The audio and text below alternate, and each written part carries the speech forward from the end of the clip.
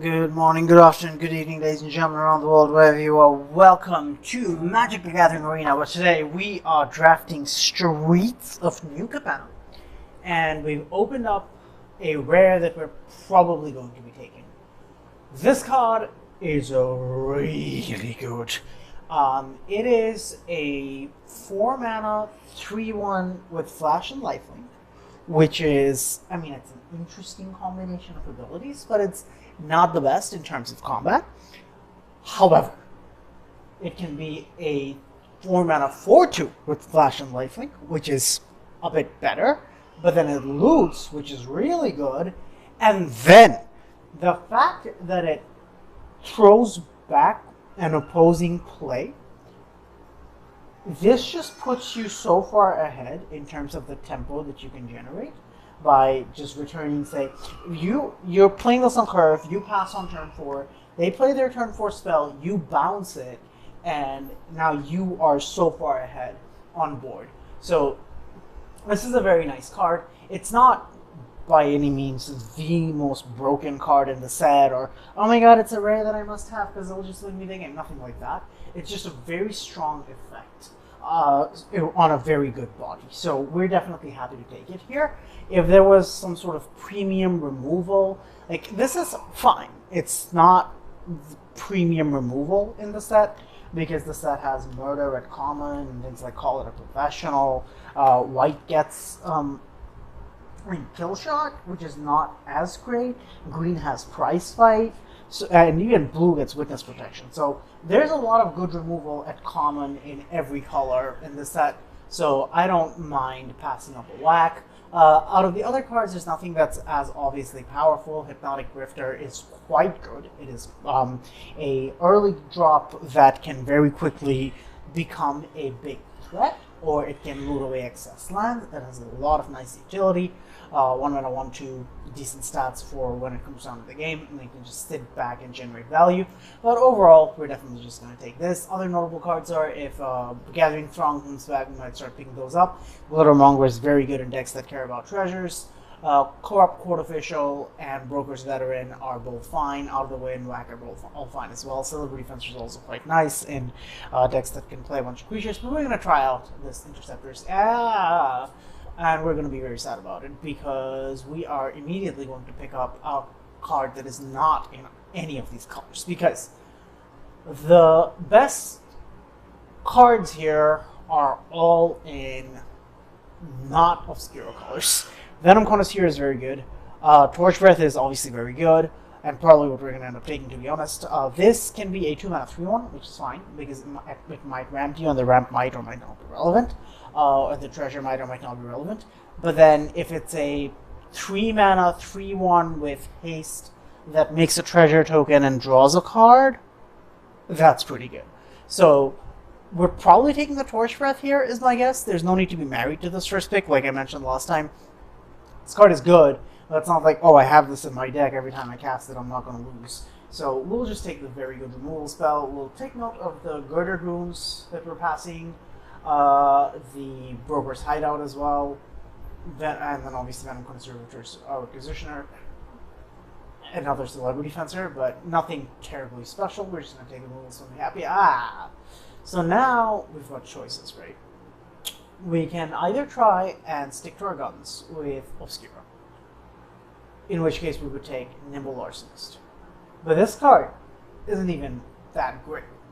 A lot of the time, it's just going to be a worse Windrake, because they're not going to have an artifact instant or sorcery card a lot of the time in Limited.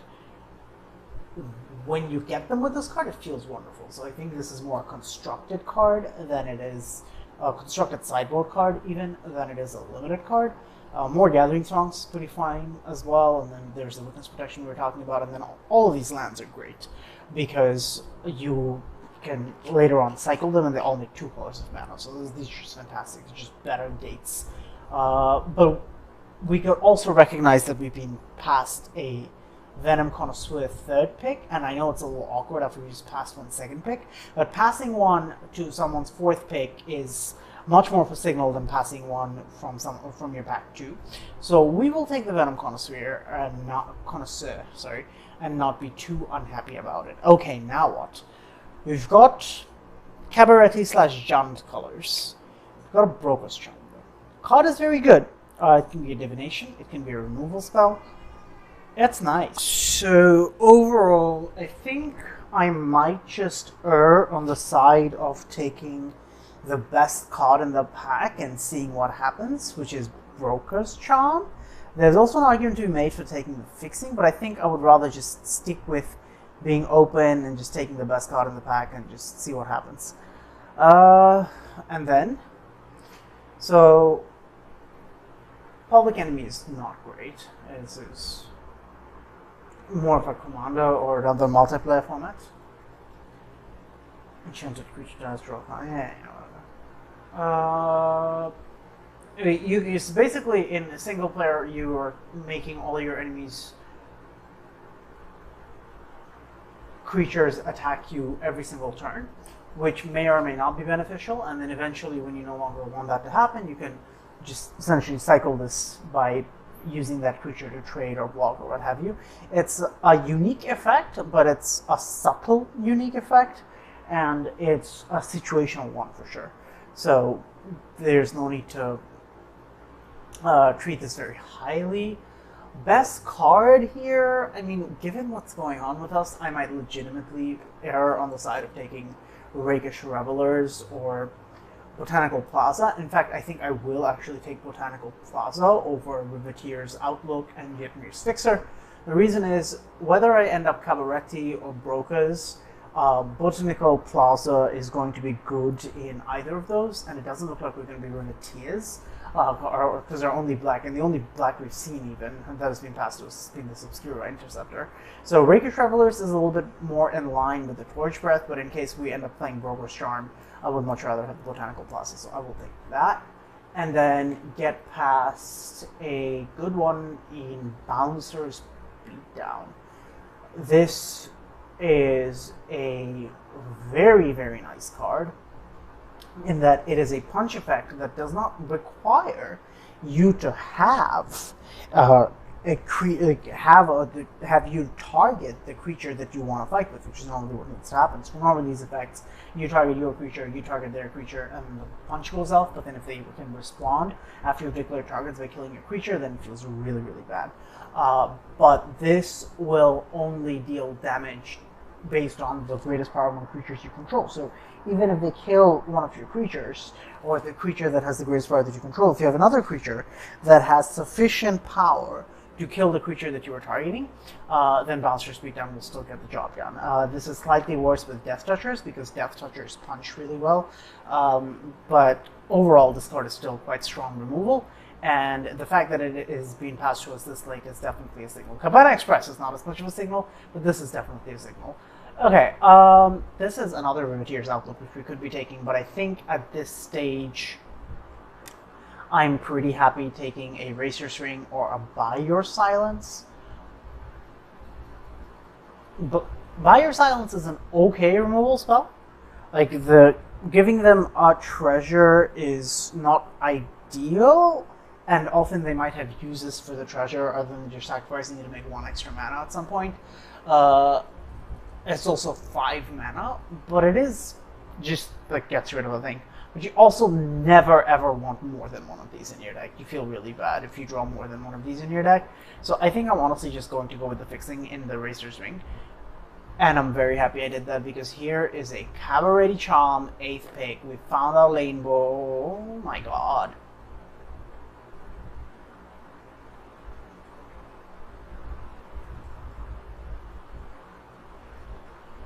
This is by far the best card. However, that was an extremely late Cabaretti Charm, and Glittermonger making treasures can help us splash for Broker's Charm if we want to do that. And here's a Broker's Headed. Okay, well, it looks like we might just be 4-color at this point. I would rather have Skybridge Tower over Honest Parcel, I think. And with the hideout lands also make Honest Parcel much less relevant than they would be. High-Rise Sawjack, Social Climber, not very likely to play. terribly many of the basically any of these cards, but I could see myself playing a high-rise Saw Jack. Push comes to shove, it's definitely fine playable. And we did get that public enemy back. And a Broken Wings. If we don't end up with enough playables, we might just take that. Okay, Fight Rigging is definitely strong, but it's pretty hard to trigger it in limited. So I think we would be better off either picking this Broker's Charm or something else, and that something else is probably going to be this card. This card, okay, it's a common. Like they say, it's a common. It might as well be a rare. Like a 3-mana 3/3 with Vigilance and Trample that fixes your mana / ramps you / gives you treasures for your treasure synergies. What? What were they thinking? I mean, Strangle is good and all, but like, can't pass up Jewel Thief. I mean, if we wield the Broker's Charm, I will laugh. There's very little chance we wield the Strangle, but I mean, I don't mind passing the Strangle now that we're picking up a call on Professional. This card's really nice as well. It is not actually strictly worse than Strangle, because in this format, Shield is a big deal, and it tries to prevent damage, and Call on a Professional would definitely prevent damage. Carmella and Corsa Brace are both fantastic Maestros cards, but we are very far from Maestros. So we're not going to cry too much about that because we do have a good pick for us. And a second Venom Connoisseur. Take to the Streets is very good if you're going wide, but it doesn't look like we're really set up to be a go wide deck. It looks like we're more sort of this value treasure, deal some damage with my creatures, play big dudes, treasure synergy deck. So I think we're just going to go the Venom Connoisseur. We'll pick up this Capenna Express if it comes back around, and a Quick Draw Dagger is usually okay. Nothing else really stands out. Ready to Rumble is much worse than all the moves we have already. And if we will, there's a... Wait, did I just pass this pack? Are you a citizen? You are not. How many citizens do we have? Very few. We only have the one citizen so far. So Civil Servant is not at her best. Also, Venom Connoisseur is just good, right? Third Venom Connoisseur.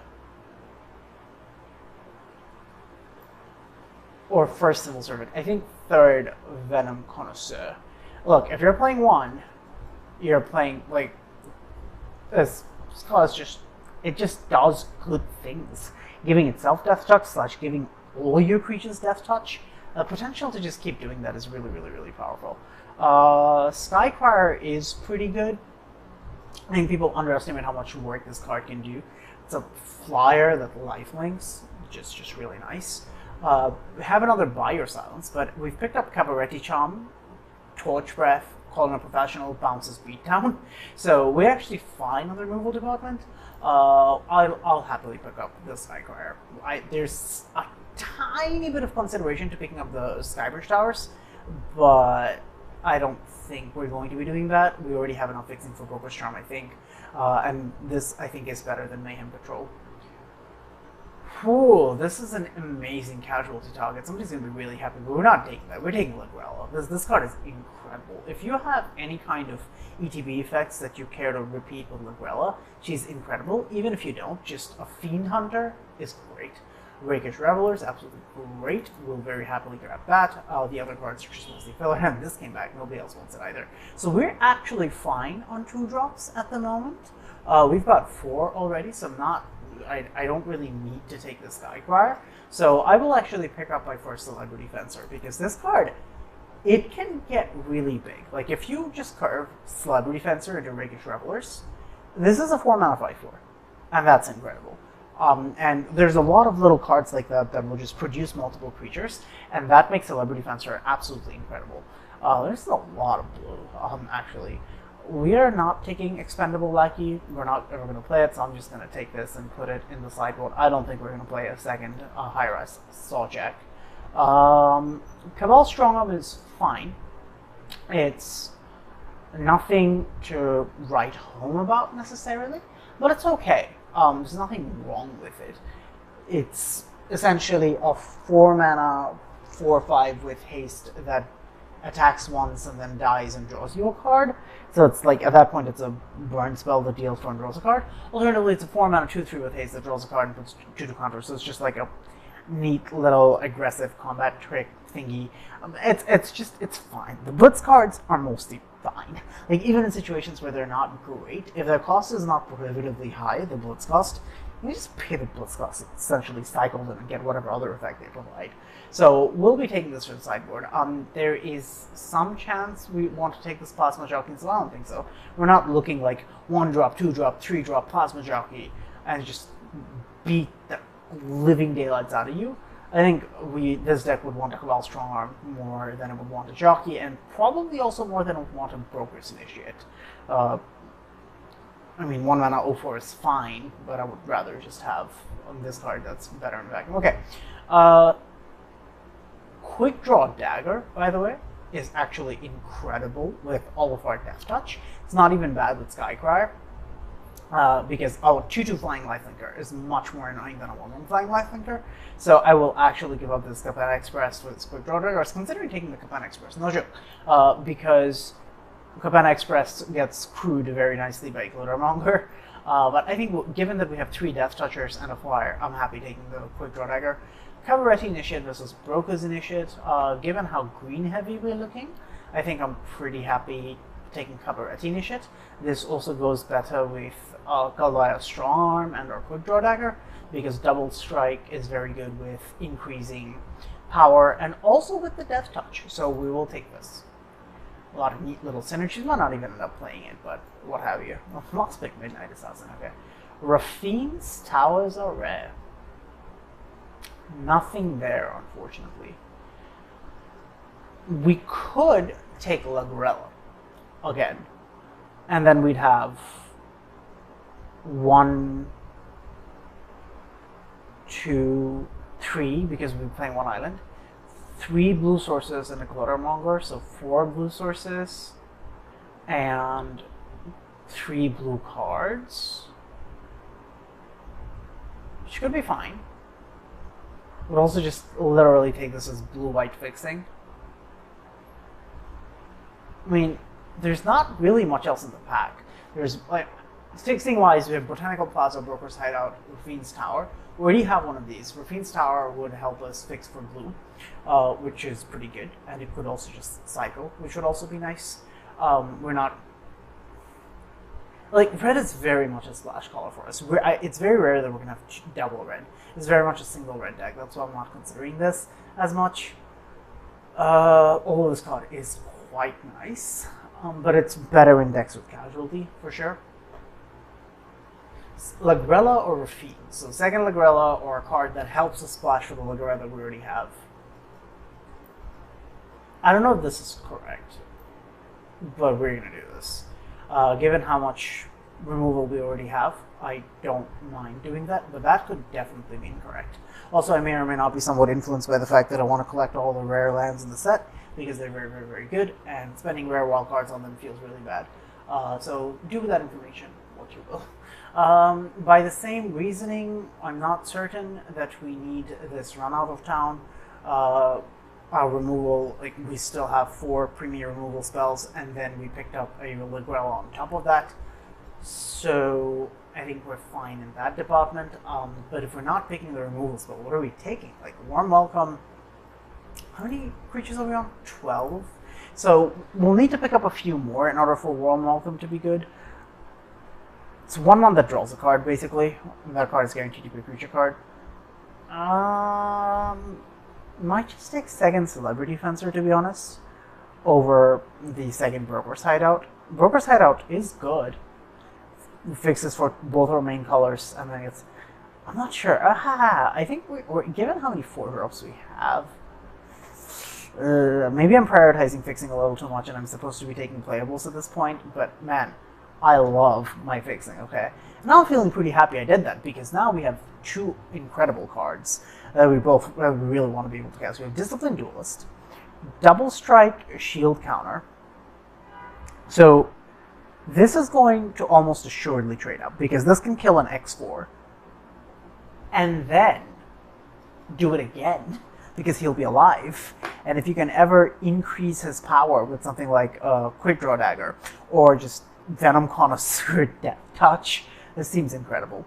Alternatively, with treasures, if you have a lot of treasures, this card could also pop off. But right now, our only treasure generation is the Glittermonger, which really is just in this deck so far just to help us splash. So I think we'll take the Disciplined Duelist, and I think we'll be very happy about it. At this point, we're basically green-white, splash red, and splash blue. That is actually not very uncommon in this format. You will do things like that a lot in this format because of how much good easy fixing there is. Like, we'll take a Rakish Revelers here, and again, this is great fixing that also triggers our Venom Connoisseurs multiple times. So this is incredible. Very happy to pick this up. I will also happily take the Broker's one for this. I forget what it's called, but it's the 5 mana 4/4 that detains. Sorry, Civil Servant. I don't think we still have enough creatures to justify you. Yeah, we don't.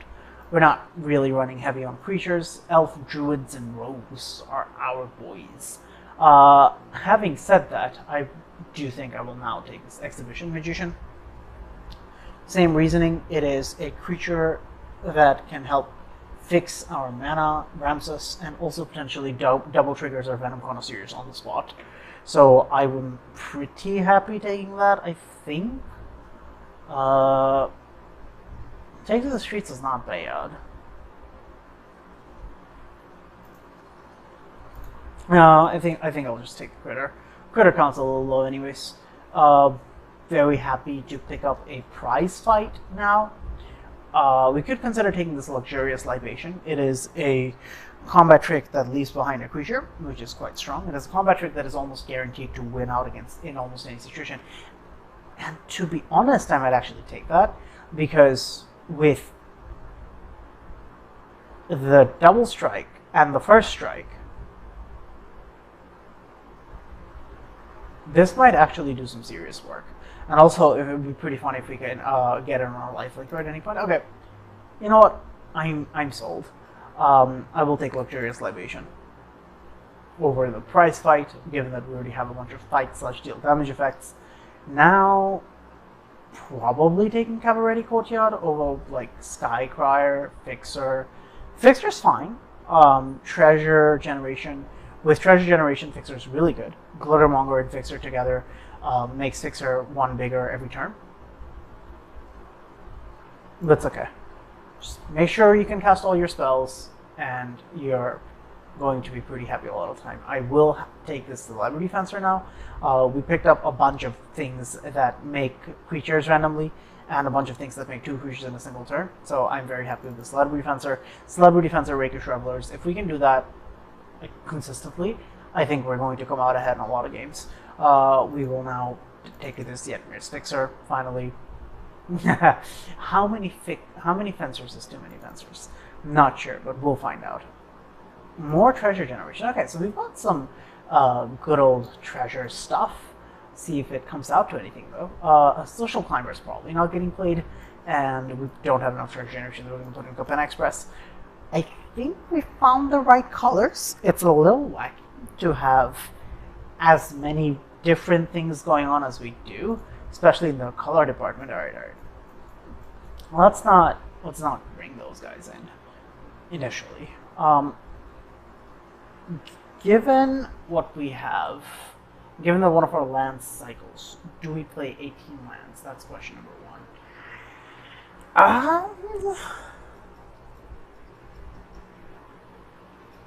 I don't hate it.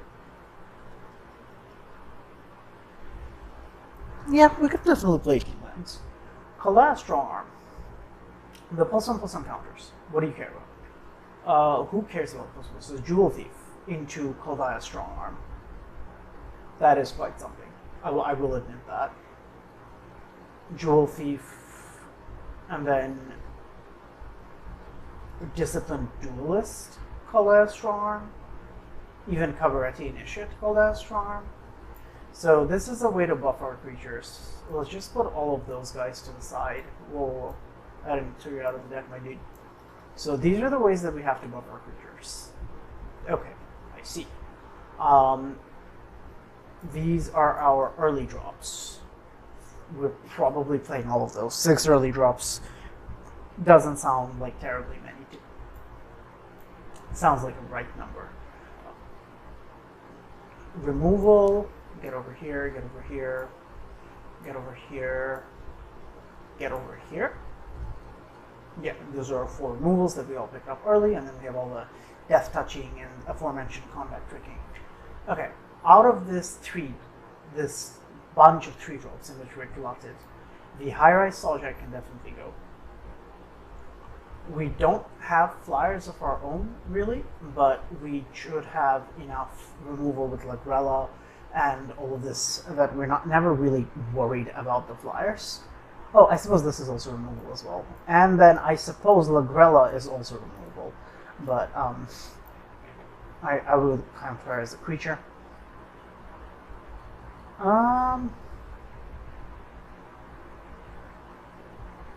Okay. So to play 18 lands, we need 3 cuts. Kaldaya is the worst of these pump effects, so we can get rid of that. So now the question is, how much do we care about the stimulus package? Makes 2 treasures, which is good for Yetmir's Fixer, and it's good for fixing our blue mana, but then what else are we doing with those treasures? Not much, to be honest. It's just Yetmir's Fixer. We don't really have treasure payoffs, a little bit of treasure generation. Honestly, I don't think it's worth it just for Yetmir's Fixer. And do this package, if you can consistently make treasures, like if you have a bundle of Glittermongers going to town, then you can very quickly flood the board with 1/1s using Stimulus package. But as it stands, I think we'll stand down on it. We don't, I think, have enough treasure to justify it. So now the question is, if we're playing 18 lands, what do we cut? Well, I don't think we need Triple Fencer. Cut's very good for sure. What's our feature count looking at? 16, and that's not even including the fact that Cabaretti Charm and Luxurious Libation can both make further creatures. I don't think we need Triple Fencer though. I mean, it's definitely good in this deck, and I really don't want to miss out on this curve. So why are we playing Glittermonger? Makes our Fixer better. Fixes our mana. Defensive card that ramps this level. What you're really looking to combo this with is Pyrosludge Arsonist. Every time you sacrifice a thing, you deal it can tap and pay 1 mana to deal damage to anything based on the number of things you sacrifice this turn. So you can just always ping for 1 off of the treasure. But then if you have more treasure stuff to sacrifice, Pyrosludge Arsonist can really go up, and that's one of the better payoffs. But we don't have that. So is it worth, I suppose is what I'm asking, having this Glittermonger in our deck just to fix our mana and to make Fixer better? No joke, I think it might be worth. But let's see. So how much fixing do we actually have? Let's come to it. So we've got 1, 2, 3, got this, got this, got this, got this. Yeah. It's not a small amount of stuff. What am I doing? I've gotten too used to looking up cards for constructed. Red. No, we don't need black. We'll need 1 blue. So, much land. Let's go with the pretty full-out ones. Although this doesn't really feel like a Theros Devotion kind of card, but it's alright. Okay, how many of each do we need? We're definitely primarily green. So a bunch of these. So now we have 1, 2, 3, 4.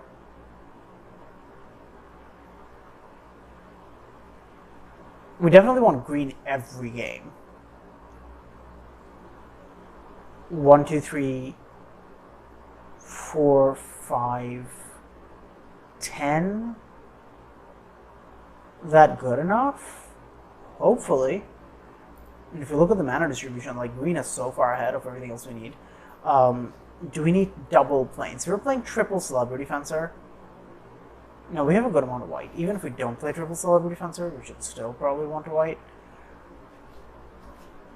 And then the question is, then do we care about having 2 mountains? How many red sources? 1, 2, 3 red sources? That's not great. 4. Oh, I suppose we have a pair of Reiki Travelers, so that's pretty good too. Although these do not notably ramp you or act as a land drop. They just fix a land. They're not a land per se. And I feel like one of the few ways this deck can lose is if it just doesn't draw the lands it needs to just play the game. So I think we are going to cut down on something, and it's probably going to be this Glittermonger over the Celebrity Fencers. It could be incorrect. Might change this between games if the Fencers don't get triggered as often as I think they are going to get triggered, and also if the Yetmir's Fixer fixing doesn't come up terribly often. If I take this out, I'm leaving Yetmir's Fixer with Jewel Thief as its only way to trigger. Outside of that, it'll just get pumped organically, which, not the worst thing in the world, just not getting the counters, but it's also pretty meh. But it's okay. I think we'll be fine.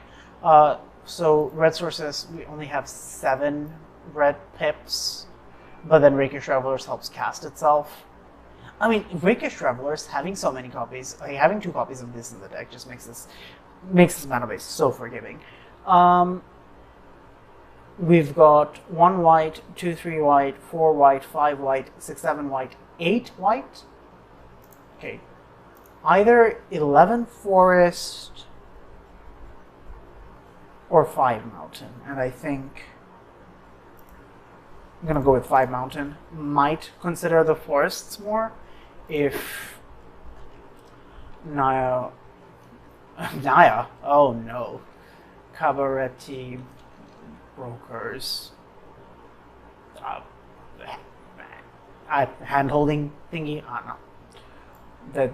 They signed a contract. We'll see how this goes. And on to round 1, where we are up against Simmenfizziga with a pretty good hand. We can make all our colors that are not brokers, but we don't have any blue cards in hand, so this works out. Which land first? We've got more white cards than we do green. Than we do red, so we'll go with the green-white, because it's more likely that we'll want to play a white spell after we cast our Venom Connoisseur. 3 of these, huh? Making this guy look like a common with how many of him we got in the deck. One thing that I should mention is if you ever have the chance to go for the Gathering Throng draw, you should absolutely go for the Gathering, for a bunch of Gathering Throngs, you should absolutely go for a bunch of Gathering Throngs. That card, I think, is very underrated. Like, people don't appreciate how much work a bunch of 3/2s that draw 3 cards can do. So now we have choices. We can either offer to trade against the Connoisseur, which I think we're going to offer it up, because Fixer can get big, he can get swole, and we've got a second Connoisseur coming right up. Alright. He doesn't feel like trading. That's fine by me. We'll play our second Connoisseur, and then next turn, what we can do is Cabaretti Charm away whatever card they play, or we can Cabaretti Charm to make 2 citizens and give both our Venom Connoisseurs Death Touch. That would be quite something. Alternatively, we could try and hold this. So that if at a later stage, when they're not expecting it, we could instant speed give our entire team Death Touch, and that would also be quite something. Alright, Social Climber. Sure. Fixtures, no attack, no block. That's what I like to see. Okay, Skycryer. Does that change our plans?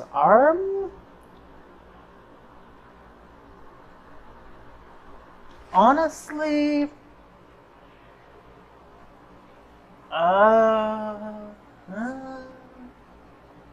I think so.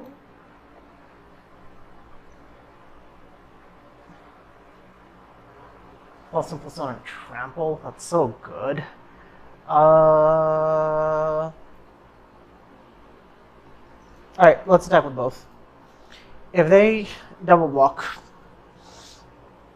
if they offer up the trade, we can get them really well with Cabaretti Charm. If they don't, which they didn't, then I think we just hold up Call in a Professional, because they're probably going to try and gain some life off of their Social Climber, so we can completely negate that with Call in a Professional.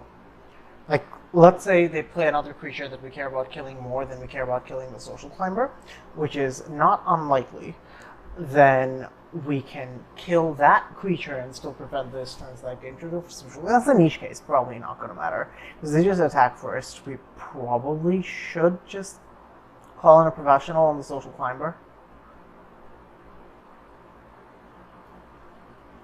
Oh my.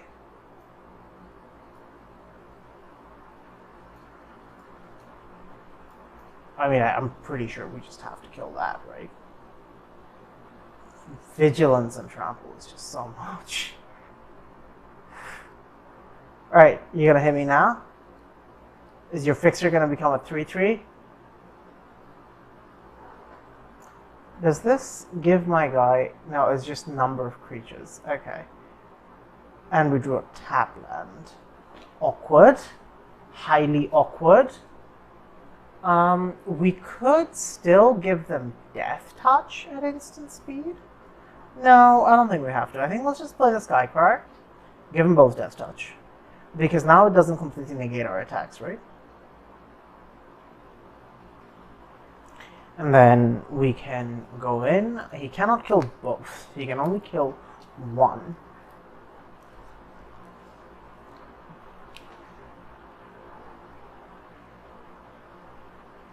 Sure, we don't mind this. We still have a second Venom Connoisseur, and then we'll Broker's Hideout. Are there any discard effects that could punish me for not playing out my Rakish Revelers, for not exiling them on a land? I think there might be. There's a Mind Rot, and then there's a slim chance that they're playing a weird discard spell. So let's... I don't know, give our forest some special powers. Because we've got enough green to go around. And this is as until Rakish Revelers is cast from exile. Yeah, okay, so once you cast it, the land loses the fixing. So it fixes for itself, but then if you don't have other sources of fixing, it will not fix for spells that you draw later on. Social Climber might gain a life here, but I mean, we're not super heavy on the board presence at the moment. We would not be too sad if opponent gave us, if our deck gave us a way to buff the Skycry. No buffs there though. Scotland Butler. If you control, I mean, he's not even close to that. So I think, I mean, there is a world in which we just Venom Connoisseur Cabaretti Charm, but it's tempting for sure. No, this is fine.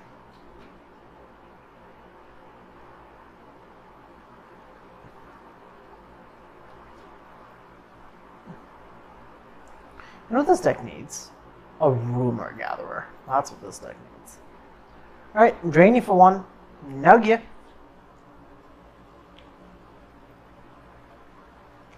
We gonna get him, Chief?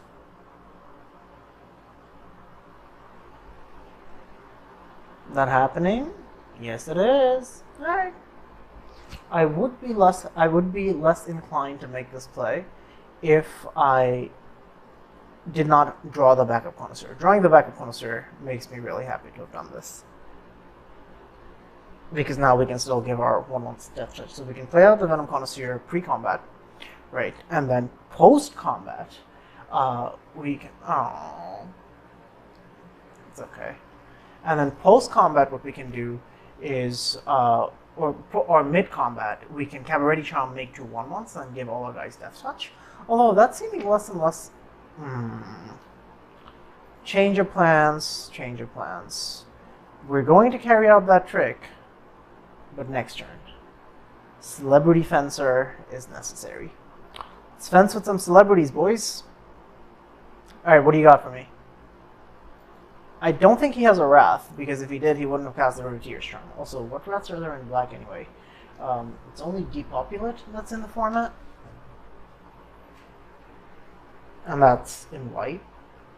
I can't remember any deal damage to all creature kind of effects.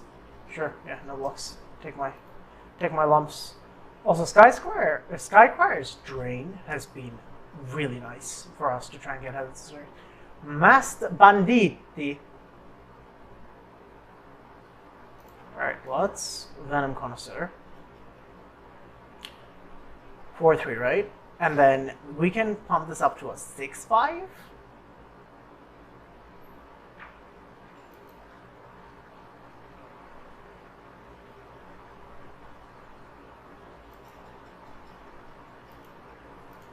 Sure. If he wants to take the safe route and block this really punishes it if he wants to just try and trade with the fencer. But he has to be thinking, what could he have that he would make this attack? So he has to imagine that I have a Cabaretti charm. Okay. Now that that's happened, we can actually instead +1/+1 and trample if we wanted to get in a bunch of damage. But I think it's fine. I think let's just make 2 more 1/1s. Yeah, unfortunately, if we could just have gotten 1 more trigger somehow, that would have been absolutely ideal. Because it would have made our fencer go absolutely out of control. But as it is, this is still fine. Although I don't like that I have 3 cards in hand. That is not.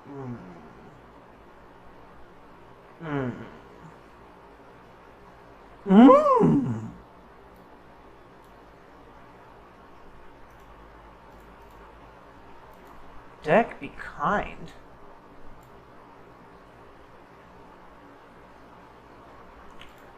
Bulk. We'll hold back the 1/1s. They do a really good job of killing off the social climber, and on top of that, if we ever end up... Come now. Is this strictly necessary? Well, Cabaretti Courtyard's not ideal. I will say that. Let's go find us a mountain. And now, same as last time, except this time might legitimately be worth throwing away a 1/1 to get rid of the shield counter on the Rocks Pummeler. We've already gotten rid of our call in a professional that could have dealt with this. We've gotten rid of 1, 2... Double Jewel Thief. Cheat. Maybe I should have killed the social climber. It has gained them an inordinate amount of life. Surface creature has mana value. Skyfires are only clock, but it's also not doing terribly much. That's not ideal. I think I would rather have the 2/2 than the 1/1 life linker currently. So they're not being drained, so they just like go up in life. We'll have to get rid of the shield counter first. Alright, take my lumps. And then now this doesn't even trample anymore once it no longer has the shield counter. That is less than ideal.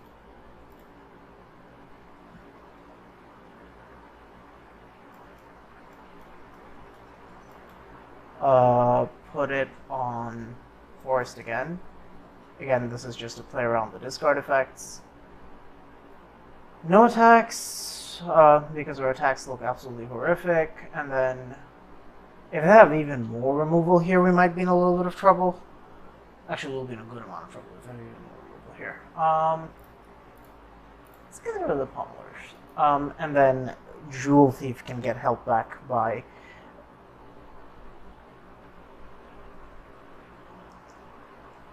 Rakish Revelers, although it's not much of a hold back, really, right? It's more of just a straight up trade, which is not ideal.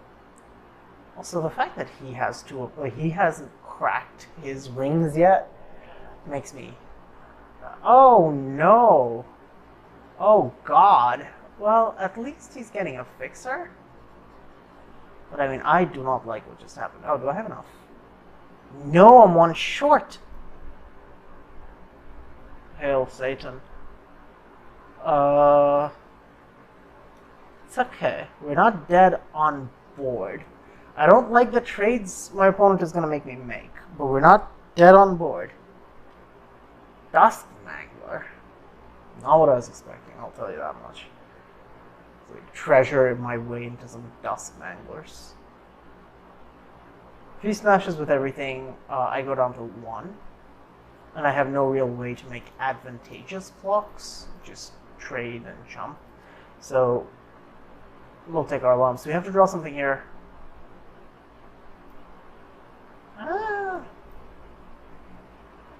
I mean, keeps us alive, I guess.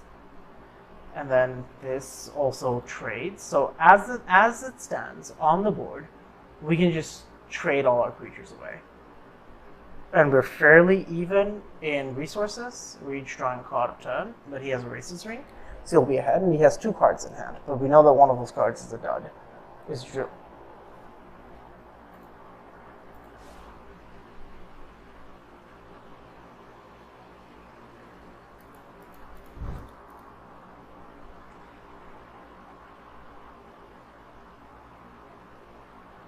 Hey guys, did anybody see what happened to my game 1? Wasn't it really weird how I was like playing this game and then Arena sort of just kicked me out? Yeah, that was really weird. I hope that doesn't happen again. Because it's really frustrating when that happens, right? We've all been there. Yeah, let's hope round 2 goes a bit better. So the only thing I think we could have done differently in that game potentially is wait on the attack with the Celebrity Fencer. Like, if we do not go super aggressive with the Celebrity Fencer attack, then there's a world in which we can just sit back on the Fencer, grow it, and then Cabaretti Charm at instant speed to block the Mass Bandits with 2/1/1s, but because they'd have Death Touch, that would kill them.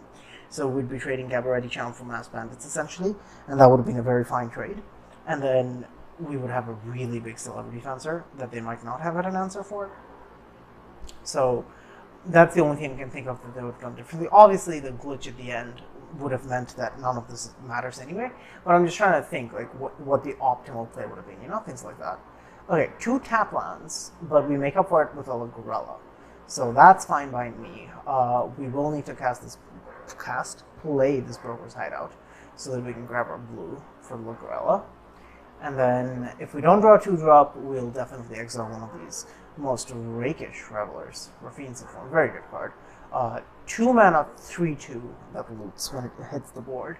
It's quite strong. Unfortunately, actually, I completely didn't even realize that I can't even do that because I need to play this so that I can Lagrella next turn. Otherwise, we'll be in for Warheart. Civil Servant. Wizard. Cat Citizen. Let's Lagrella away the Servant. I'm sure he didn't play Servant unless he had a Citizen to follow up. And I don't really want to give him a second connive. What did he discard? He discarded a Gold Hunt. Okay, well, I mean, good news, opponent has bad cards in his deck. Bad news, opponent looted away his bad card. Now that we have drawn the land, I think have lands, plural. Should we Bouncer's Beat down before the Fencer gets out of hand? No, I think let's just play the Fencer and offer up trades. I'll trade Fencer for sure. Depending on what he does to follow up, though. If he goes Rakish Revelers here, then obviously that's not an option. Then we'll just have to take our lumps and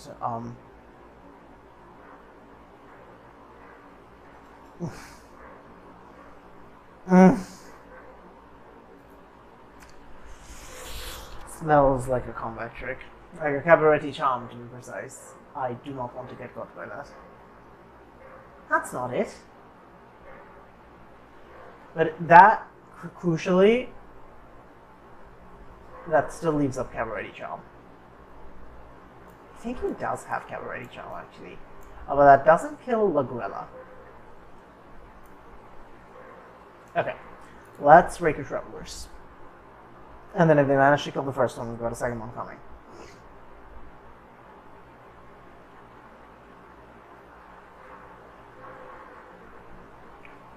will attack because Lagrella is doing no blocking in combat at any time in recent history, hopefully. Cabaretti Charm doesn't do anything in this scenario. Refused. Oh my. That was not on my... You don't want your Civil Servant back? Sure. So basically they had a removal spell for my Celebrity Fencer. Which is fine. Oh no!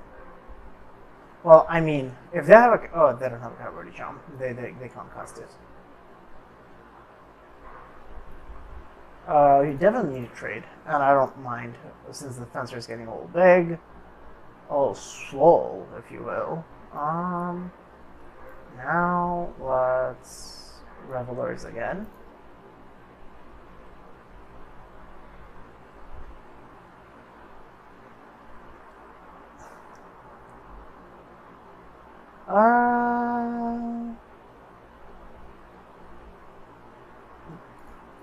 Sure.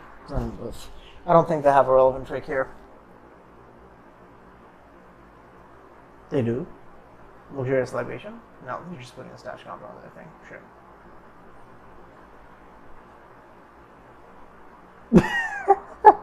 What? Okay, opponent must just not have had anything in hand. That's the only way that sequence makes sense. They were going really hard on treasure. I wonder what their big treasure payoff was that they were trying to go so hard for.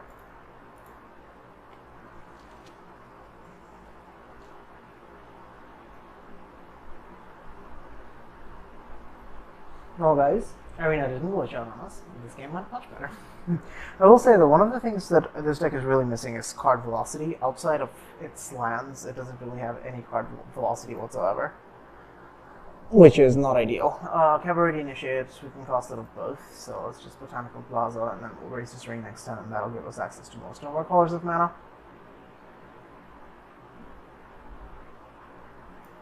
Sure.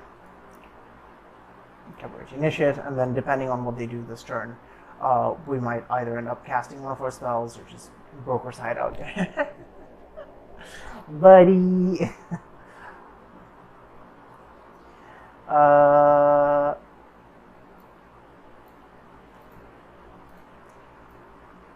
He's not gonna block here.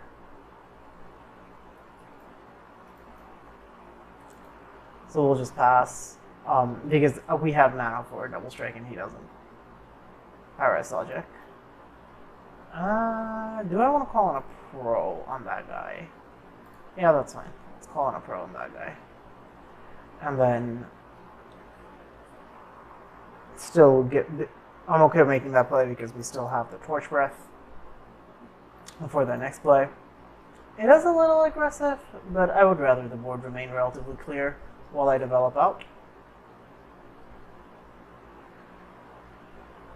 My lands are better than your lands. Don't you know? What? You must be joking.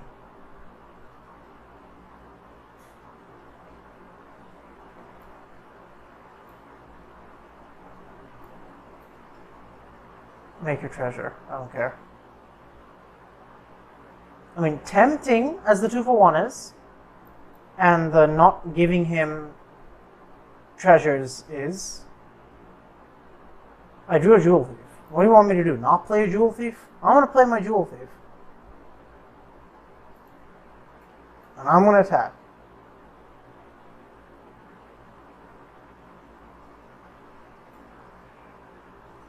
Sure. That was going to essentially happen no matter what. He is getting a mana advantage on me, that's for sure. He could cast an 8-drop. But he's just going to blitz. That makes sense, yeah. Oh, he's not even going to blitz, right. Sorry. He's going to play Kala Strong Arm. I'm so used to him, like, people blitzing that card. 2, I don't think he could have anything for 2 that would save it, though. So let's...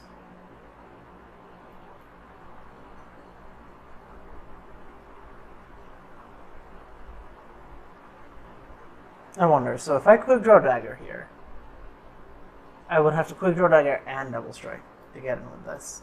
So let's just get in with Jewel Thief. Card is absolutely nutty. And then Torch Breath for 4. Oh wait, that thing.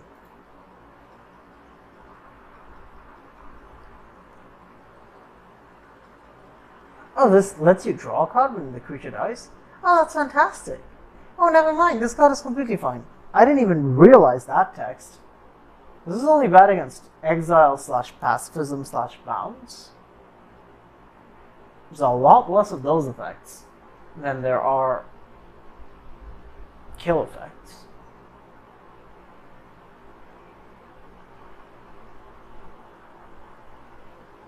Mayhem Patrol's not going to cut it here, though. So Jewel Thief is a pretty incredible card. Card is nonsense. 3 mana Vigilant 3/3 that gets you to 5 mana. What? Vigilant Trampling 3/3. Also, now I have a quick draw dagger plus double strike mana up, so I don't mind doing this.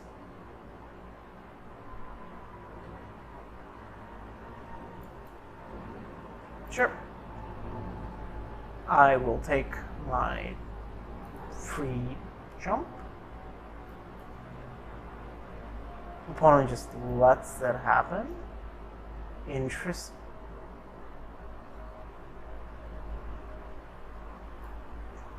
Okay. That's pretty good.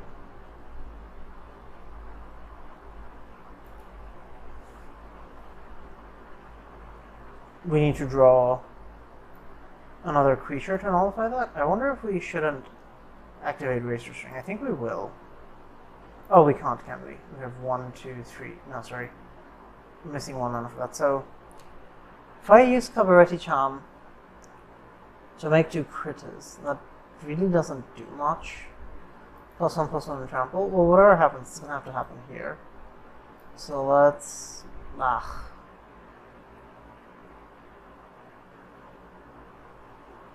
This is a 7/7. Man, this card is so brutal.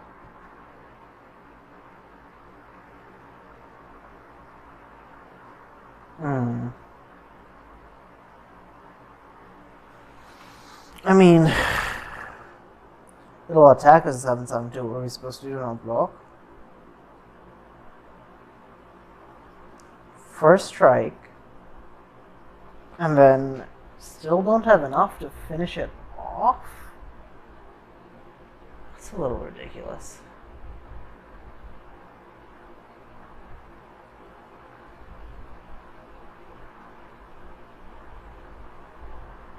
Alright.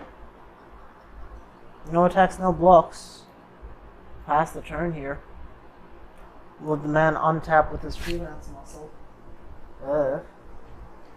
Not feeling too happy about that.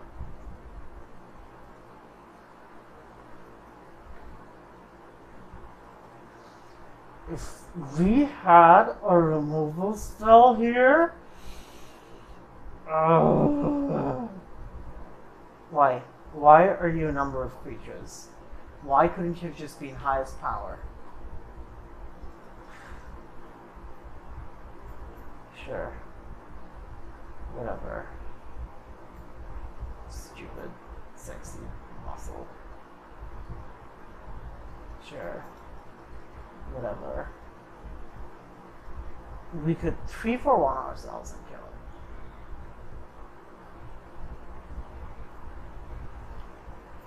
I'm alright. No blocks. Damage. I'll take it. Make your treasure. Got the mana. I'll sacrifice Razor's Ring.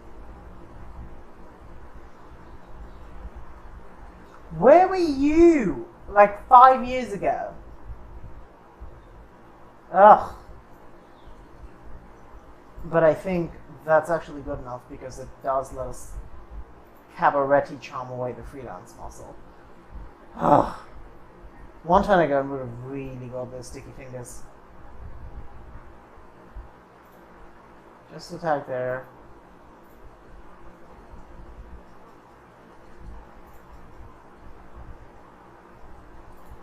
And turn if they try to crack their plaza in response to plaza crack.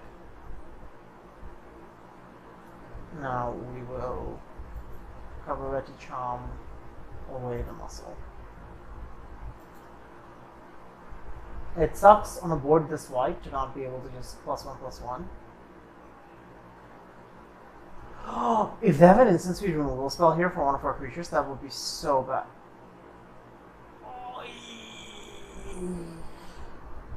Clean. Very clean. Alright. I accept.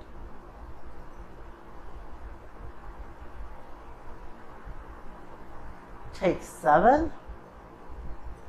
Or get 2 for 1.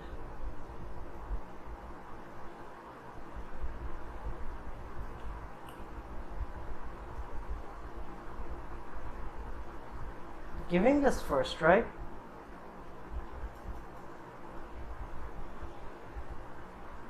and this double strike will actually kill that right now. No risk, no gain, right?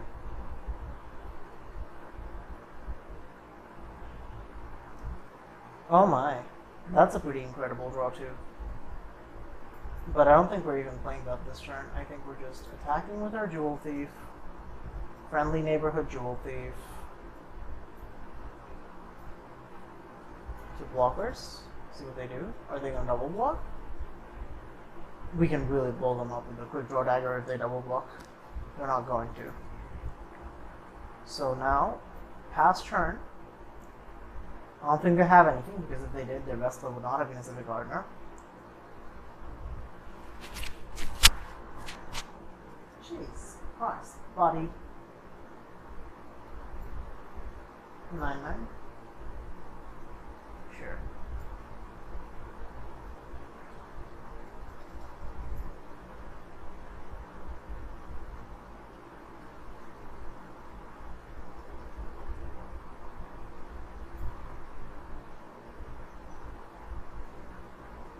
Now that they've played the 9/9.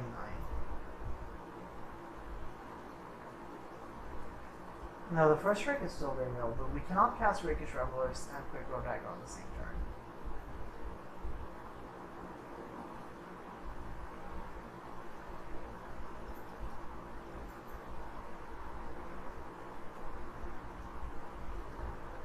Incredible draw.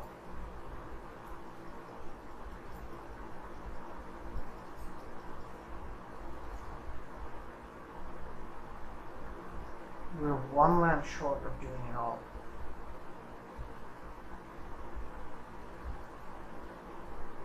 Three, 5, huh? Trade that against our 5/3 profitably.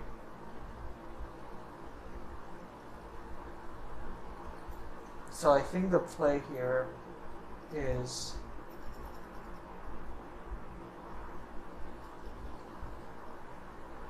beat down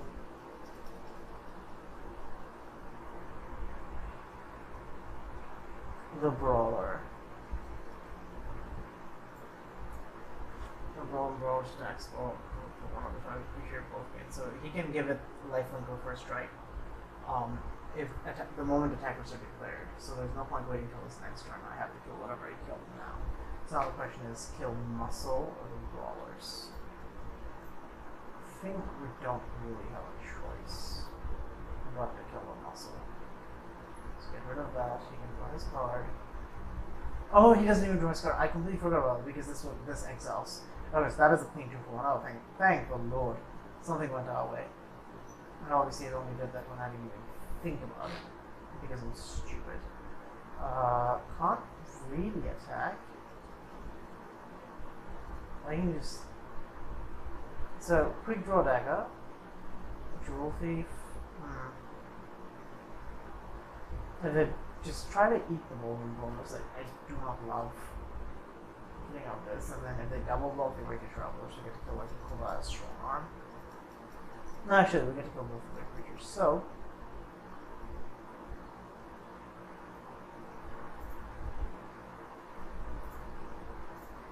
let's just hit them for 5.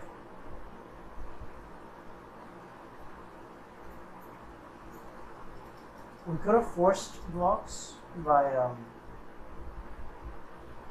attacking with a jolting as well. But then they had a free block on the rollers and it didn't really want to bust out the quick throw dagger.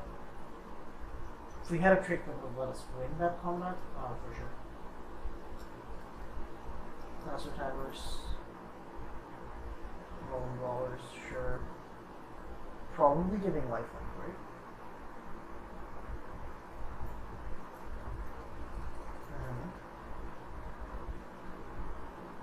Both gain a lifelink. Okay. Past the blockers. We'll walk you here.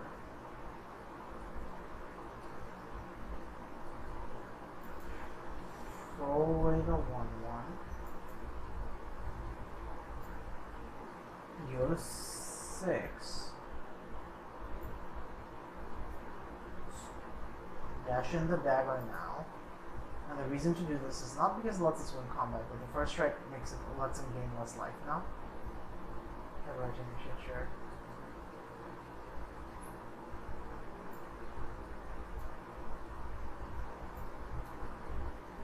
Combat. He has a free block on the brawlers again. If I attack here.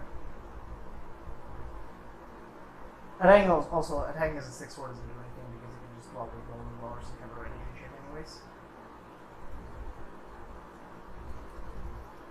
But this is fine because now I can play more defensively. What I can do.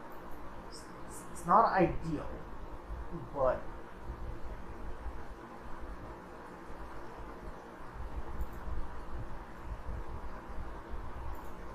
I don't think Initiate's double strike is going to matter terribly much. This just threatens to eat the Balloon Brawlers, and this gives us a much more secure board state to just attack them down with enemies next turn. We also have outdrawn our opponent in terms of number of lands drawn. Can't confirm that for sure. Ah! And he's lost. Okay, well. And in round 4, up against Henry Spleen with a pretty decent hand. It has 3 of our colors. I think let's just play the Broker's Hideout and grab a green. It is by far the most abundant color in our deck. Now, unfortunately, we do have a blue card that we can't cast, and that was blue fixing that we just gave out. Just makes a treasure. And what does it do? Makes a treasure token, not really anything. So this hand is off to a pretty slow start, but thankfully so is our opponent. If we can Torch Breath whatever this is, we can Torch Breath that if we need to. I will not be playing anything here, though. There is a world in which we potentially libation just to get a critter, but I don't think we're that desperate yet. And I don't think I'll be exciting the Revelers this turn. I think I will just be casting Torch Breath on the Roastmaster.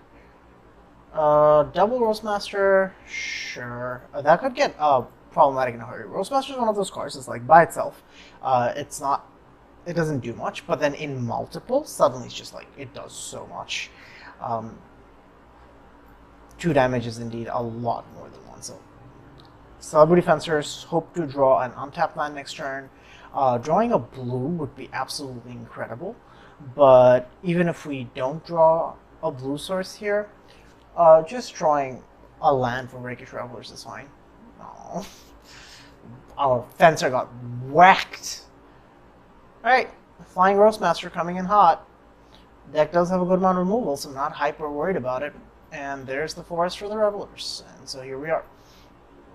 Now we do still need to find a blue source, of which there are a few in the deck.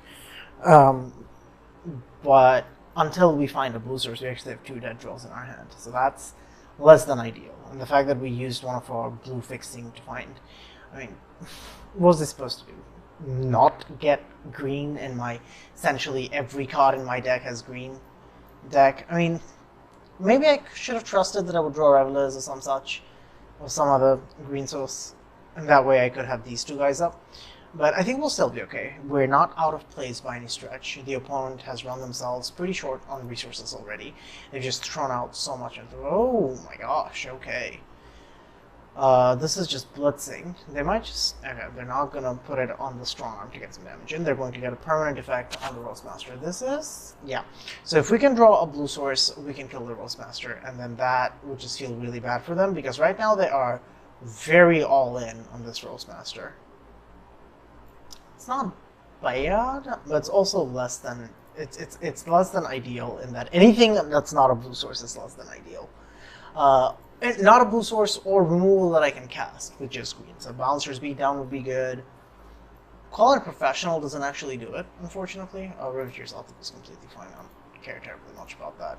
Unless you have like a crazy double black, double red, or whatever card. These lands are really nice. I mean, he's hitting me for 5, potentially for 6 if he has creatures.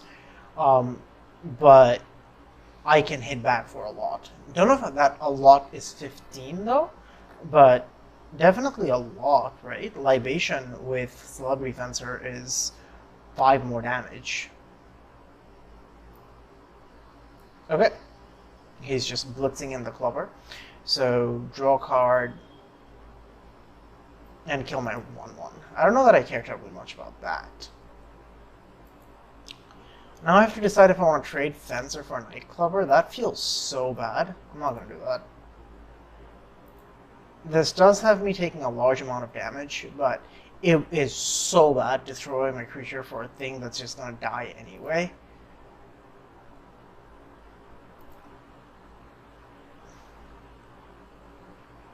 But maybe I'm not in a position where I can think about card advantage. Well, I'm just dead because I didn't have an answer to the Flying Roastmaster. Then I'm gonna say...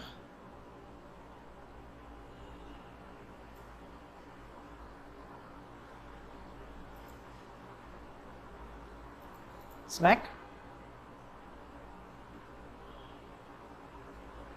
5 and 4, 9. Not enough. Because I could have dealt 5 more damage, 4 extra damage without playing the Connoisseur.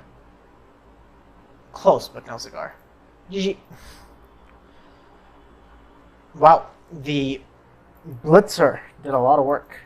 Those 2 +1/+1 counters actually really hurt me, huh? 5/4 flyer is not something you can just ignore. And I wasn't planning on ignoring it. I had the removal for it, just couldn't cast it. So, note to self, in future, if it looks like I will be short a green source with this deck, trust your deck and play a blue source anyway, because your deck has about 14 green sources, counting the Rakish Revelers. Might be 13, if I'm miscounting, but something like that. Okay, this hand is significantly better. I think I'm supposed to get a white source here because I can make a treasure. I can make a treasure off of the Jewel Thief to cast Ligrella, and this way I can go turn 2 Skycrier. Sure, Unlucky Witness is fine. Skycrier. That way I can start draining in the air, and then Jewel Thief. 10-3 feels good. Something that really terrifies me is that if we ever have any kind of 1-mana acceleration again in the next 4 sets, then people can go turn 1 1-mana acceleration, turn 2 Jewel Thief, and that is just, that is intense, let me tell you.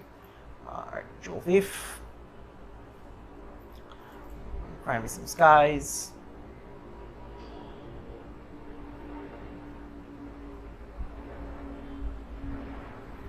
Unlucky Witness, can't really attack.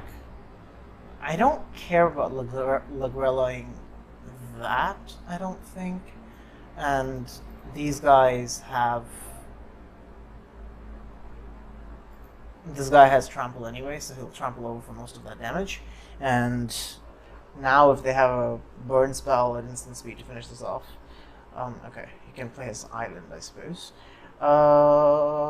Let's not play the Celebrity Fencer. I don't want to use the treasure, because I would prefer to use the treasure to cast Ligrella.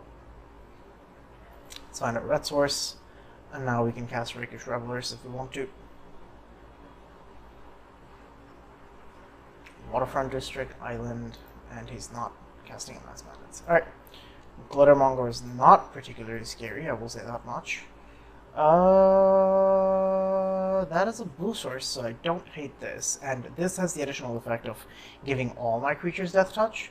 So now it's not just a freebie with the Glittermonger, like not just a free block. Combat.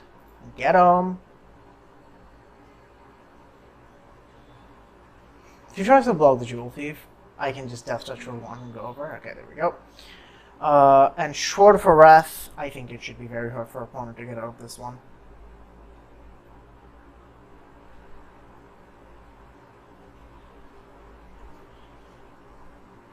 Although, I would have been very surprised if he goes Plains Depop. Oh, it's not going to do it.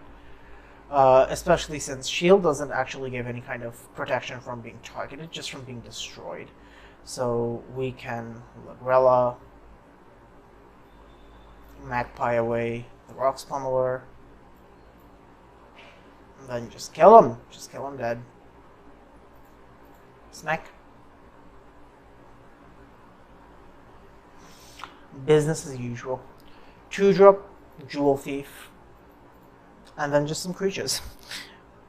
GG. Opponent also had a bit of a slow start. Their only early play was Unlucky Witness. But even if that wasn't the case, we definitely had ways to keep the pressure up. We could have Ligrella on an earlier turn, for example. Well, that's 3 wins. That's not half bad. Let's hope we can go a little further, at least.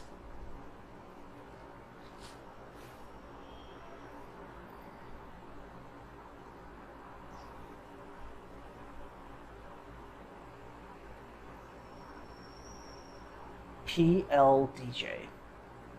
Don't hurt me too badly, sir. I wonder if I should play red-green first or green-white first. Given that we have Rakish Revelers, it's unlikely to matter terribly much since neither of these is blue. Don't have... Oh, that's fine. I was gonna say, don't do that. Don't have a 1-drop, but then it's like, their 1-drop is an 0-4, which our Venom Connoisseur is pretty good against anyway, so let's...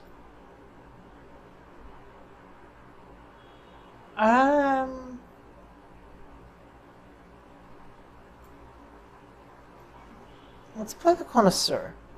It hits hard up. Oh no! Opponent seems to be stuck on mana after a mulligan. I am very sorry for you, poor opponent. I feel your pain, to be sure. We will give this guy Death Touch, so he cannot give freebie attack. Do we attack? To what extent do we care about giving everybody Death Touch? Potentially care a little bit. I think this is definitely more valuable than Backup Agent, but then Brokers does have synergies with creatures that have counters on them, so I'm happy to do this trade. Broker's Initiate doesn't very profitably block any of my other plays anyway, and now we can play the Fixer, Hideout, grab our blue, and now we can make all of the colors of mana. Whatever we draw, we should be able to cast. And if we draw land, all the better, because we can just Rakish Revelers. High-Rise Sawjack is a little annoying, I will not lie, but this triple Celebrity Fencer draw is going to do some work, let me tell you, Syrah. Fences for days. Just, we're going to fence. Fencing will be had. I'm going to attack because... this can't be activated as of right now. Kill shot, sure. That was always going to get something anyways. Oh my god!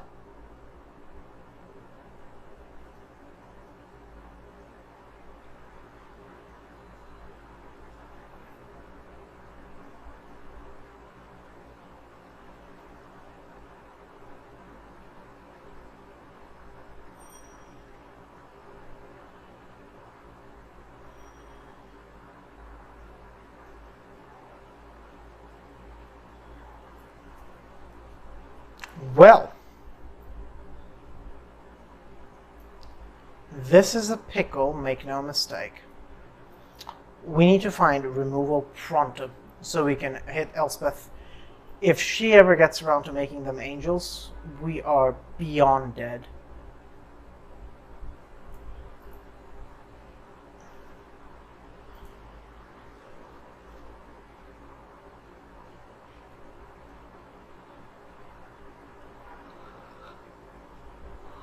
Christ. Probably just keep putting counters in your guys, right? Broker's initiative this time. Also get flying. To any target.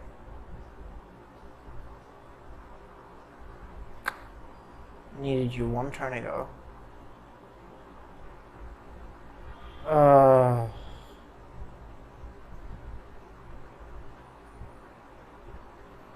What do I do?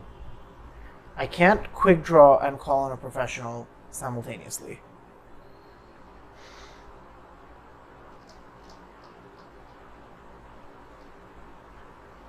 He can only profitably block one creature.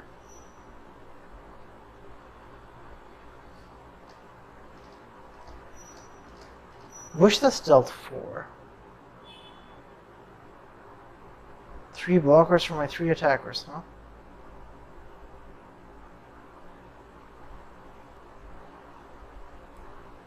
And he can just make keeping these creatures bigger over and over and over again.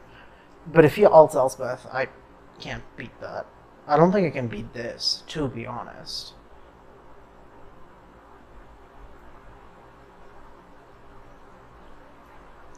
Venom Connoisseur.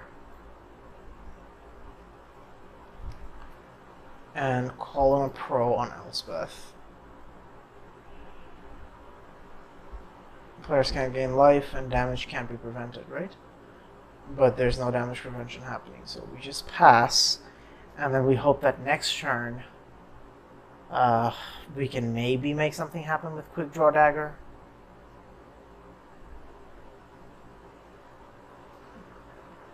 Just giving everything flying sounds like a recipe for success. Or for a strike. That works too.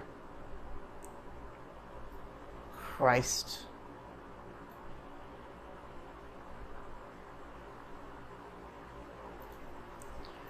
Alright.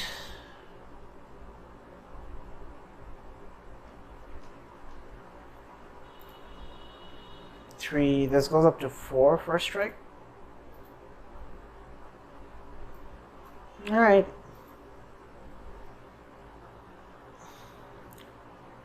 Show me the goods. Definitely gets to eat 1 creature. Oh! Very interesting. We care more about this guy, I think. So then let's Quick Draw Dagger, Defensor. Wish we had another trick to back this up and kill all these creatures. And then this doesn't do anything, so it's just there. And we're not playing out, we're not cycling tower. So let's put this on the Skycry.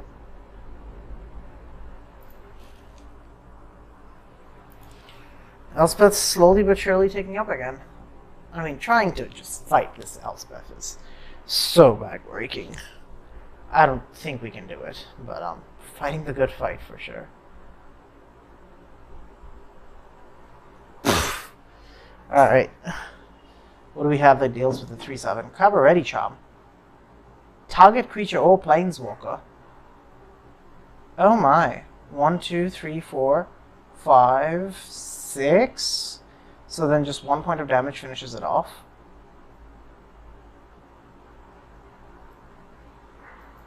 Revelers. And then she can't ult yet. And going by his previous pattern, he's just gonna keep making all his guys really big.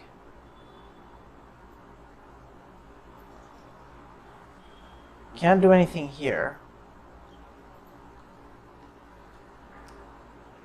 Or Malcolm, sure. It's gonna have a pretty clogged board. But if we draw another creature we can play, we can just directly kill Elspeth.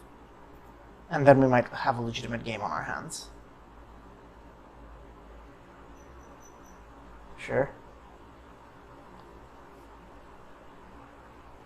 I will say, Elspeth Resplendent is a way to unmulligan yourself. Why are we so much deeper in our deck than our opponent? We just searched 2 cards, right? That was an incredible draw.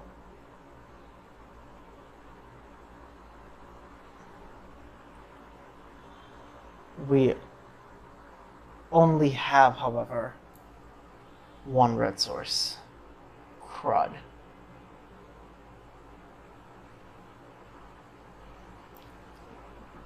However, we can do this. We can say, the death touch doesn't matter because most of their stuff is first strike. So make a treasure.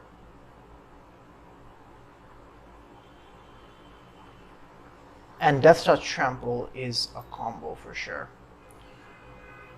Let's go to combat.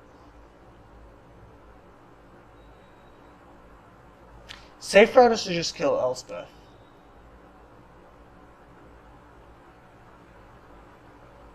How much first strike does he have? He has 4, 3, 7, 3, 10 power worth of first strike. Oh my god. That's so many creatures that are just gonna die despite the +1/+1 and trample.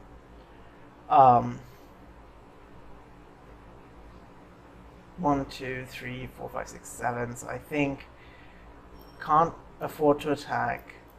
Just gonna have to charm away the Elspeth. Gosh, that feels bad. Do you have a counterspell for this? You cannot be serious. Okay. What do I even put this on? I don't know. He has a flying 3/3 lifelinker, so it's time for us to deal with that, I suppose. I'll put it on the Revelers, make it a 6/4. I don't even know, dude. Well, at least we can draw some cards. So there's that. Hey man, you do you. Yes, give your guy lifelink, why don't you? You're not giving your guy lifelink. What are you doing? Well, that's also just not gonna cut it, Chief. Let's draw us a card. That's also not gonna do it, Chief.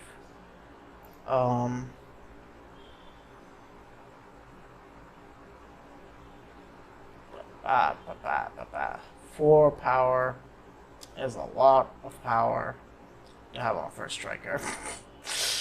I just don't know what to do here. Maybe I'll make another 2/2. Just gonna keep getting attacked in the air,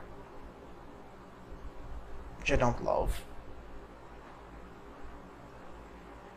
I don't even have the mana to draw a Racer's Ring. He should have done that last turn.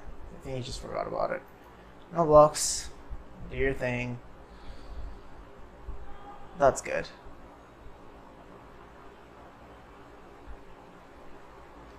Draw 2.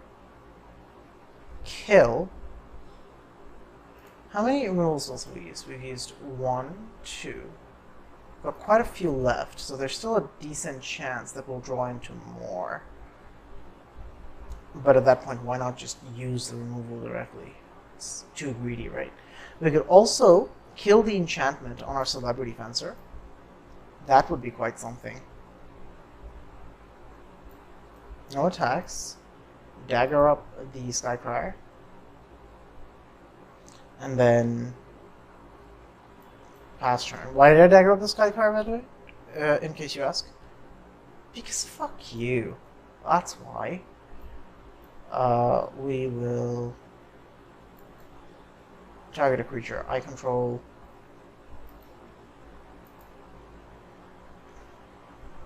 This was also another way for us to kill Elspeth. We could have just used it on a Celebrity Fencer. Man, I do wish we could have gotten our fencer back, but it's okay.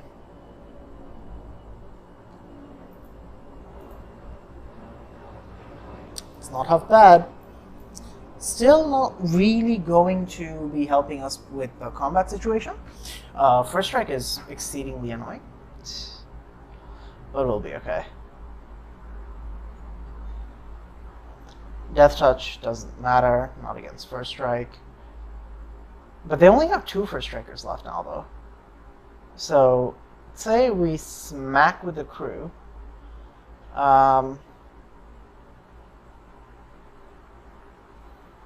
This guy dies. Revelers dies. They take 4, 6. That's so horrifyingly bad. I don't even want to contemplate it.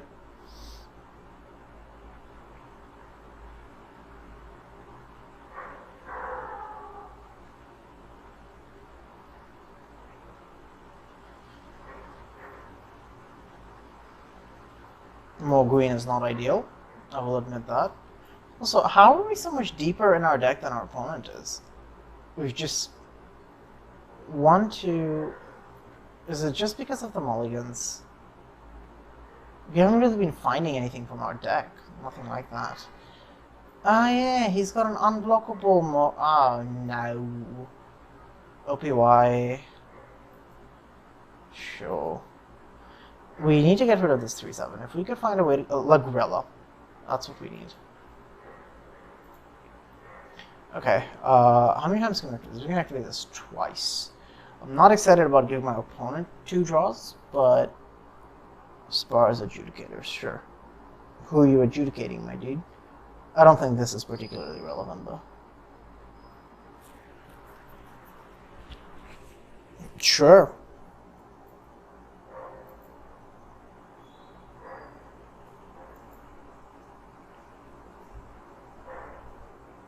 Sure. Turning up the clock, huh?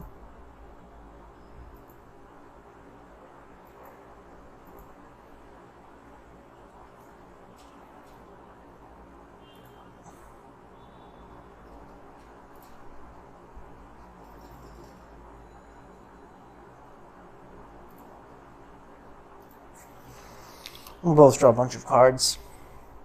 I feel like I need them much more badly than he does. But ain't it? Make him draw again. At this stage, it doesn't matter, because I've already given him so many extra card draws. Can we afford to wait 1 more turn?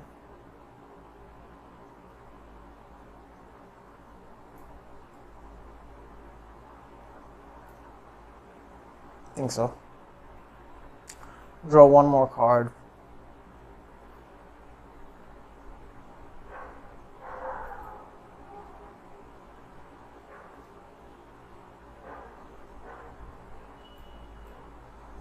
And then try to set up a massive attack at some point, depending on what he does now.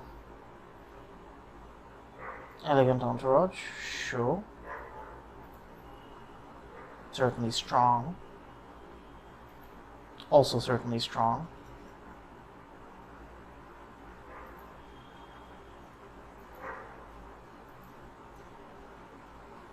We're getting hit for 3, not great. Oh wait, I should wait until turn ends for that. Alright, Lagrella.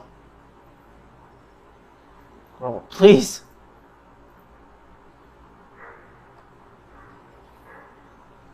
Bouncer speed down. Okay. That's something. We are at risk of just dying to the unblockable, so I can't help but feel that the unblockable has to just be killed. So let's play out the duelist.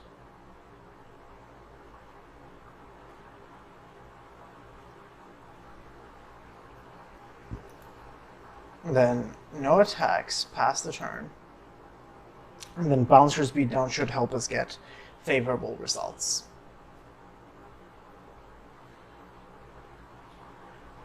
This is greatest power among creatures, so it doesn't kill the Broker's Initiate.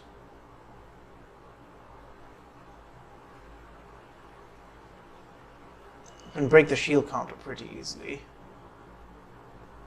We get with these 1/1s, so I'm not very worried about all of those guys.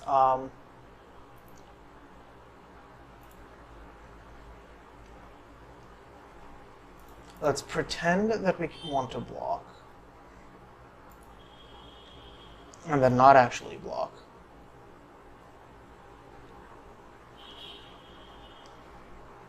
And then if they try a trick, we can try and beat them upside the head. Luxurious libation. Try to win in style. Maybe I should have blocked just to play around libation. But they couldn't resist it. Excellent. Do you have protection for it as well?